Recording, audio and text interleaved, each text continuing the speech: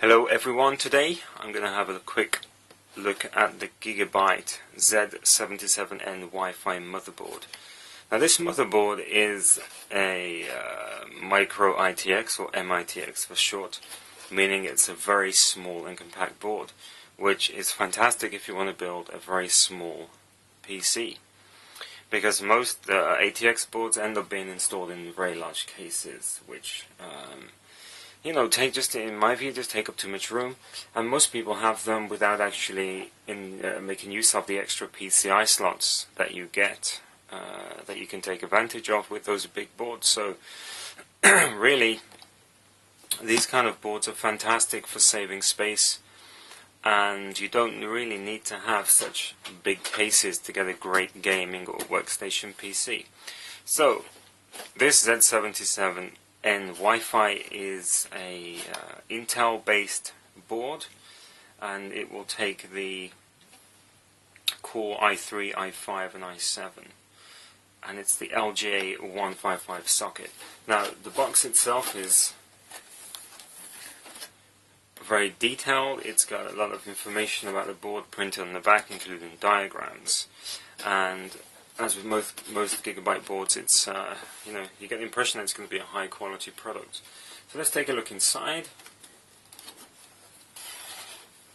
So inside the package you have the motherboard itself. We'll take a closer look at it in a moment. As you can see, it's extremely small. Then further on inside, as with most motherboards, you have two SATA cables, one with both straight ends, the other one with one straight and one 90-degree elbow end. You have the port plate, which goes on the back of whatever case you may fit it into. You have the two antennas, one for Bluetooth, one for Wi-Fi. And then finally we have the instructions and further instructions in different languages here. Now, this user manual also contains the drivers and Bluetooth drivers and other software in there. So that's basically what you get in the box. Isn't it refreshing to see such a small package, and yet, really, with this kind of motherboard, it's, for most purposes, it's just as powerful as the full-size ATX boards. I'll put this away later on because I clearly do not know how to do it. So, let's take a closer look at, so here we are. We'll open it up and take a look. Within the anti-static packaging, the board is carefully packaged by the factory. So let me just de-static myself.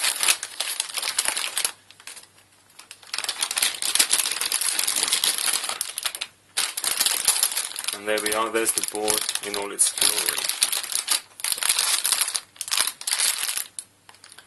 So, if you can see this, just to quickly go through what's on here, you have the chip, CPU mount, two RAM slots, can take a maximum of 16 gigabytes, which is more than enough for most applications.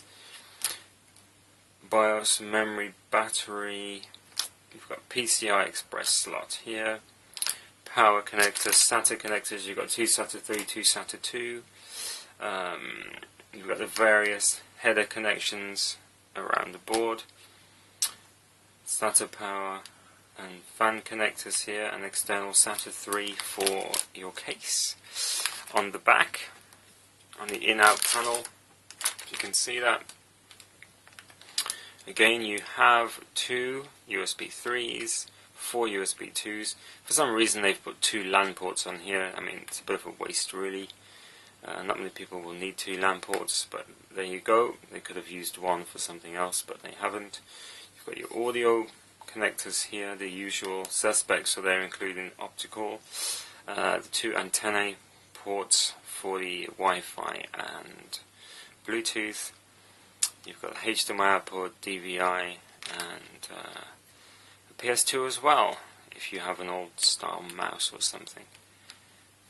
So that's the board. This gets extremely good reviews, and another bonus regarding this board is that it's perfect for use in a Hackintosh build. So if you're into building a Mac PC, or rather a Mac computer, sort of much cheaper price than a real Mac, then this is a board to get. And you know, for me, the best thing is how small it is. These tiny form factors are just great because you can just stick them in a very small case and you can save space. And unless you're going to be overclocking to ridiculous rates, you know, you shouldn't have any problems with cooling either. This board will overclock to some extent. It doesn't have full control like you will find on a M-ITX or ATX board. However, you know, for most users who are casually into overclocking, perhaps they're doing it for the first time, this is fine. And you'll be able to overclock your chip to a satisfactory level. So yeah, there you go. You can see pretty much what the board has. I mean, another point is with these boards, you have to watch out is that the chip is very close. The CPU mounting is very close to the PCI slot, and also very close to the RAM slots. So if you want to fit an aftermarket cooler, then you have to be careful about what kind of size cooler you can fit. And in fact, I'm going to do another video wherein I'm going to sort of explain to you how to work out if an aftermarket cooler will fit on one of these boards or not. So anyway, there you go, quick overview of this board. Hope you enjoyed it.